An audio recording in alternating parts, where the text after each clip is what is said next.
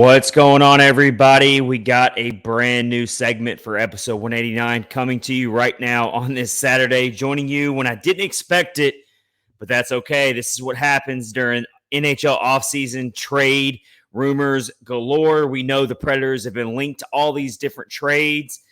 We had no idea exactly who might be traded, but we knew that Barry Trotz was very interested in trading somebody, if not multiple players. And it happened today, right before the draft. The draft is literally in just a couple of days, and Barry Trotz has thrown a huge trade out there for the NHL world to talk about. Ryan Johansen has been traded to the Colorado Avalanche for Alex Galchenyuk, and that's your one-for-one trade right there. But the way we look at it and the way a lot of people are looking at it, it's a salary cap dump for the Nashville Predators. They retain 50% of Johansen's salary, that $8 million salary that he carries. So they're carrying $4 million of it. They free up $4 million of cap space. Very, very interesting stuff here. It tells me in the short term that Barry Trotz is not done making moves. He has made it very clear, and he's delivered on his promise so far that he's going to take, quote unquote, some big swings this offseason. He's wasting no time. He's not even officially considered the general manager yet. That doesn't take over until July, so about a week from now. So, wow, he's not wasting any time. I didn't see a trade coming on a Saturday. I didn't. I was hoping it was a little bit closer to the draft. But you know what? I'm hopping behind the mic to fill out episode 189 of Catfish on Ice. We had earlier in this episode, I talked about Alex DeBrincat in detail about the Preds possibly targeting him. That could still be very, very much on the table here, everybody. You're freeing up $4 million of cap space, which doesn't seem like that much, but the Predators already had cap space to go with that. Now, some people are coming out and saying this is a bad trade for Nashville because they're not getting anything really in return. They're getting Alex Galchenyuk, which is you want to talk about a journeyman. We use that term in sports, journeyman, and that's usually a term towards somebody who's played for tons of teams, and they just keep moving on to the next team. They can't find a place where they can stick. That is Alex Galchenyuk, a very, very interesting forward / center who can come in. I prematurely said that the Predators were getting some center depth, but more and more, and credit to a lot of the followers and people on Twitter who responded to my original tweet, who basically said, look, this is probably more of a salary cap dump and not really about Alex Galchenyuk. And, you know, I've looked at it and I totally agree with that in essence, because likely he is a UFA. You get your signing rights in this trade to Alex Galchenyuk, who is been all over the place. We're about to share kind of all the teams he's been on, but he's been on all these other teams. But let's first talk about Ryan Johansen here. I want to give Ryan Johansen his due and his credit for being the player he was for this organization while he was here. Of course, he came over here in the Seth Jones trade way back when, was prized as finally the Nashville Predators were going to get their elite top-line center. That was Ryan Johansen, and he gets the $8 million a year contract. We all remember the 2017 Stanley Cup final run and how important, how big of a deal Ryan Johansen was to that team, that magical team, that team that swept the Blackhawks in the first round, that team that took out the Blues in a very, very tough second-round series. Then you remember Johansen gets taken out by a brutal injury. We'll never know if Ryan Johansen's on that team. Could the Predators have finished the deal? They were 2 wins away from hoisting the Stanley Cup. They lose in 6 to the Pittsburgh Penguins, Sidney Crosby's Penguins, in that Cup final. We'll never know, and I don't want to get into that. But I do want to give Ryan Johansen his due here, because in his prime and in his peak, he was a good player. He was a great player, great teammate, great leader. I want to put his stats on the screen here. his career stats. So there you have it. Started with Columbus. Look at that, 70-point score. That's when he peaked, right before he came to Nashville. The full season, his last full season with Columbus, 2014, 2015. At age 22, he puts up 71 points in a season. Plays part of that following season with Columbus, gets traded to Nashville. Seth Jones goes to the Columbus Blue Jackets. And then you look at that 2015-16 season, Johansen plays 42 games with the Predators, puts up 34 points. Not bad. We all know how masterful he was in the faceoff circle for all those years with Nashville. That never really went down. Look at the season that the Preds went to the playoffs. Johansen's just 24 years old at this point. 2016, 2017. Johansen plays all 82 games that season, puts up 61 points. I mean, in today's NHL, that's not good enough for a top-line center. That's not even close. But to play in all 82 games was pretty special. And then you just keep following it here. He was always, he played 79 games the following season.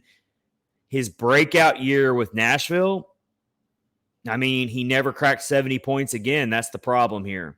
To be a top-line center, to be an elite $8 million a year top-line center, and you can't crack 70 points, I know we're grading on a really difficult scale here, but that leaves a lot to be desired here, unfortunately. That's not to take away anything from what he done as a leader in the locker room, a great teammate, a philanthropist for the community, just an all-around solid guy that you're losing for the organization, and that's what makes these trades difficult. But in the end, it's a results-oriented business. He did put up 63 points, one of his better seasons in Nashville in 21-22. And then this past season, definitely tapered off. 28 points in 55 games. And then he had that really, really ugly skate blade injury, bizarre injury to have. And I was kind of saying after that, and really I've been saying this since last offseason, and a lot of people have been. It kind of was starting to feel like Ryan Johansen was the odd man out here with this whole youth movement thing that the Predators have been doing. Where were you going to fit Ryan Johansen at this point? Where are we going to put him for $8 million a year? And you had to start doing everything you could to find a trade partner for him. It's just the way it goes in this business, It doesn't mean that you don't like the player or that you're got to be completely happy about it that he's gone. I know a lot of fans are happy about it that he's gone. It's kind of a relief. Even to take 50% of the salary retained, a lot of fans right now are feeling super relieved that Ryan Johansen's off the books. Now, here's why a lot of people are dogging this trade for the Predators. They didn't get a draft pick out of it. They didn't get anything, really, because a lot of people don't think that Alex Galchenyuk is going to get re-signed here.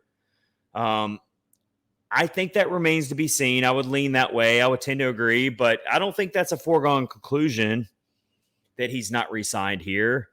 We're talking about a journeyman veteran. It could give you some depth in your bottom six that I think the Predators could use one more piece. But I also think this is a part of a bigger master plan by Barry Trotz. That's my inkling. That's kind of what I'm getting out of this, is that he is looking for something else here. Why else would you want to rush to this trade and not get anything in return? You're getting the $4 million in cap relief. That is the trade here. That's why it's a cap dump for the Predators. They're freeing up additional cap space. They already had some cap space to work with before this trade. They didn't lose any of their draft picks. They still got 13 going into this coming up week's draft, which I cannot wait to be at. I'm going to be on the road going to Nashville. It's an 11-hour trip from my home here in St. Petersburg, Florida.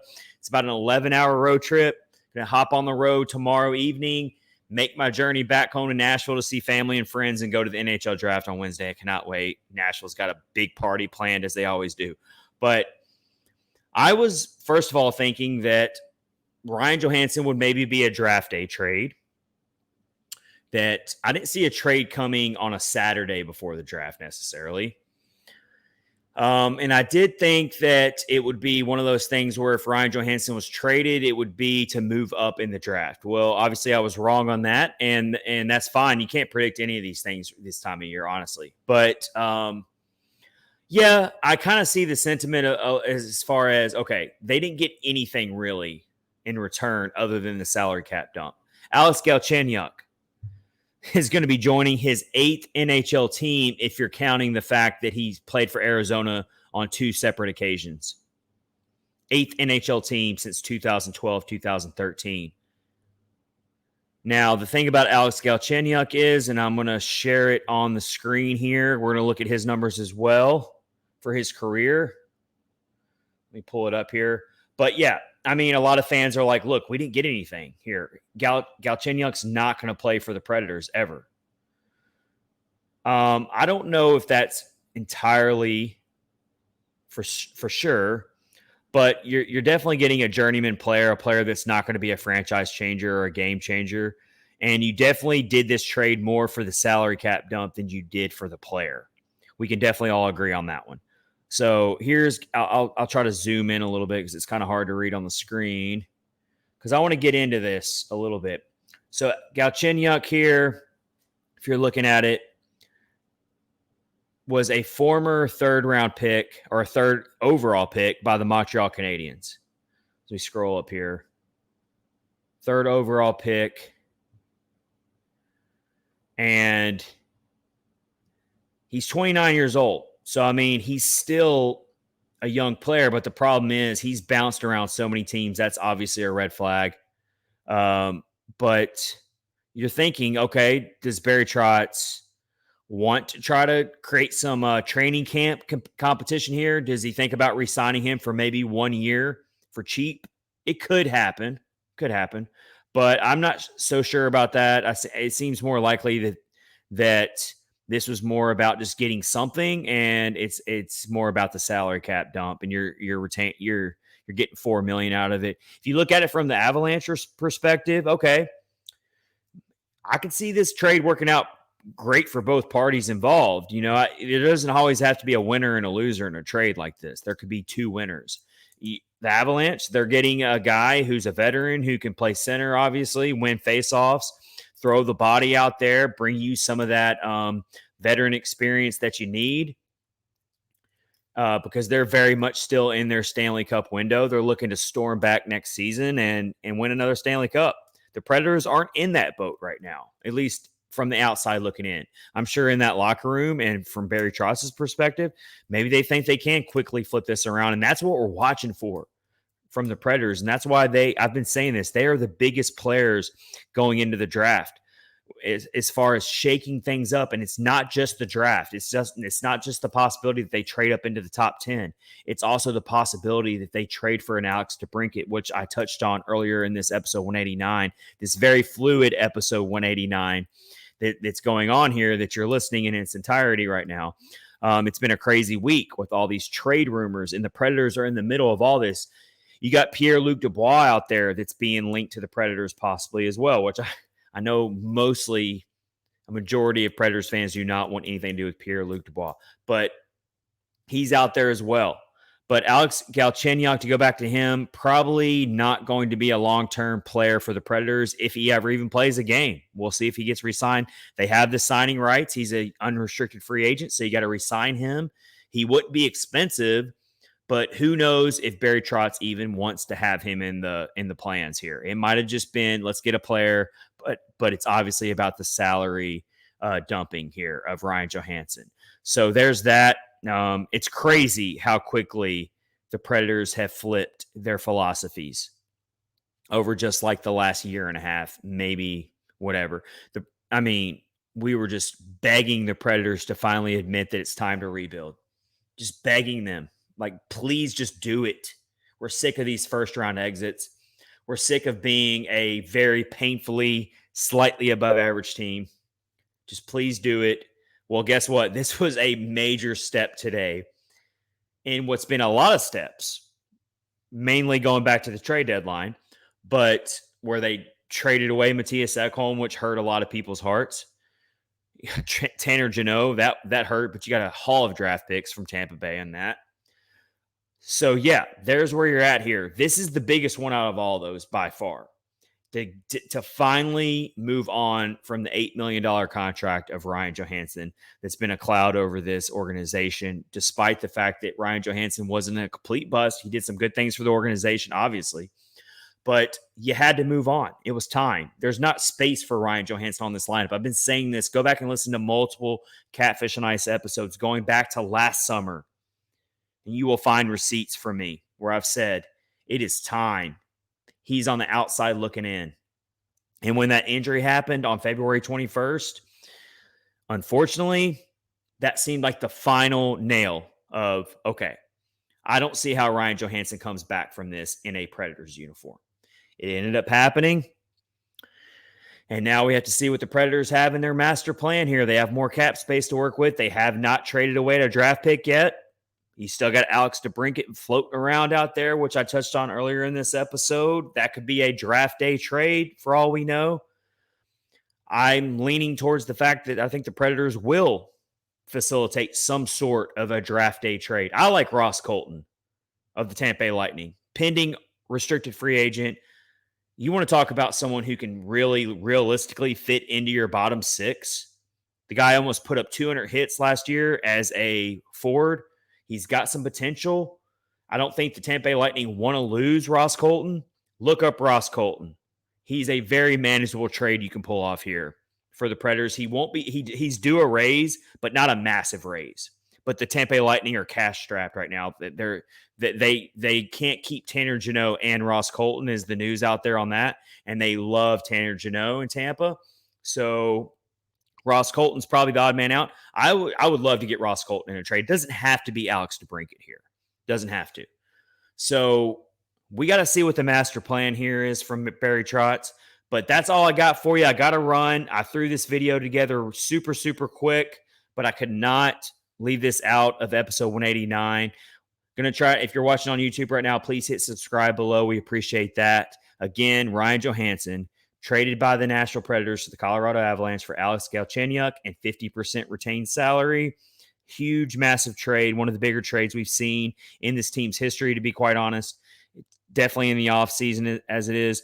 And we'll have to wait and see what the bigger master plan is from Barry Trotz. It's going to be a really, really crazy week for Nashville Predators fans as the draft is being hosted here in Nashville. Can't wait to get up there. I love all of you. Thank you for supporting the podcast.